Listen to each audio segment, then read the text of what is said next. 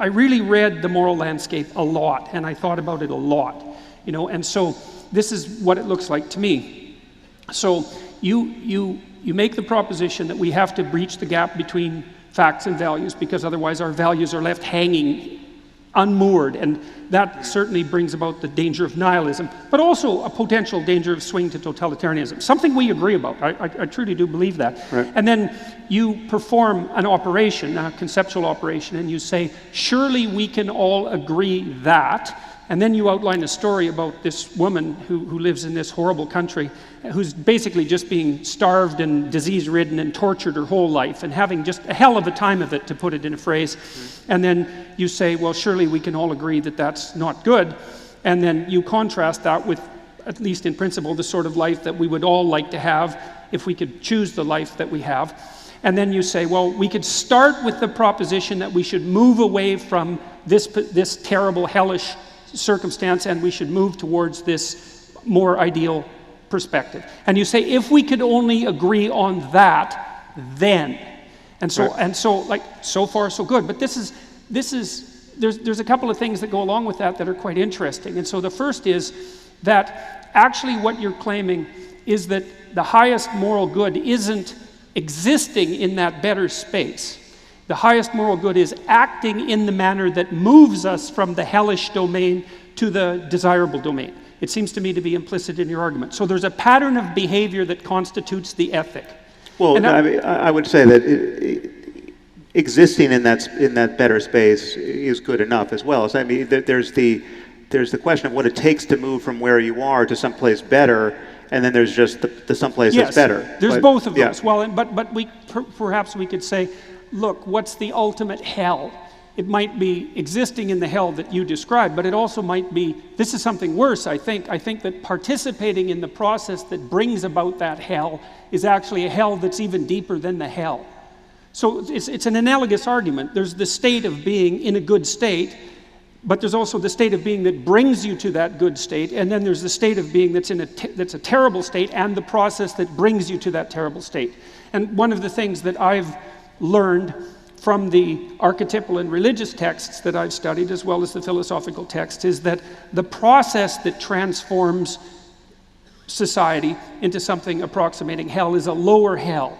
Now, well, the reason... Well, let me just close the loop on that, because I'm pretty sure I disagree. One, you can imagine two counterexamples. One is you can imagine a sadistic being, you might even call him God, who would create a circumstance of hell and populate it with innocent souls, right? Now that's, presumably, that action, it need not be attended by a lot of suffering.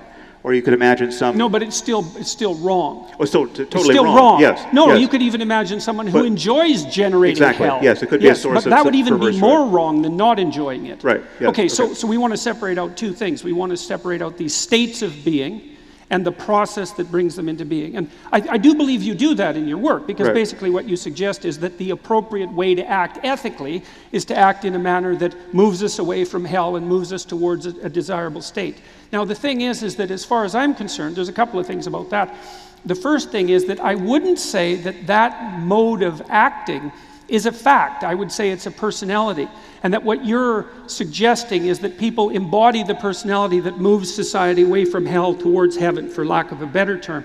And the reason I make that argument is because I think that you recapitulate the essential Christian message precisely by doing that, because symbolically speaking, at least as far as I can understand, stripped of its of its metaphysical context, let's say, that the purpose of positing the vision of the ideal human being, which, independent of the metaphysical context, is certainly what the symbol of Christ represents, is the mode of being that moves us most effectively from something approximating hell to something approximating heaven. And then part of that message is, and this is also something that's dead along the lines of what you're arguing, is that the best way to embody that is actually to live in truth. I mean, so because I would say that the fundamental Christian ethic, metaphysics accepted once again, is to act in love, which is to assume that being is acceptable and can be perfected, and to pursue that with truth, and that you should embody that. And then I would say that the purpose of the representation, we could call them metafictions or archetypal representations, is to show that in embodied format so that it can be imitated, rather than to transform it into something that's diluted in some sense to an abstract rationality. Because I don't think the abstract rationality in itself has enough flesh on it, so to speak, which is partly why in the Christian ethic there's an emphasis that the word, which is something roughly akin to rationality, has to be made flesh. It has to be enacted. But is the flesh made of dogmatism and superstition and otherworldliness? Is that part of what gives it its shape and necessity? I think traditionally, historically, it has been, and that's been the problem with religion.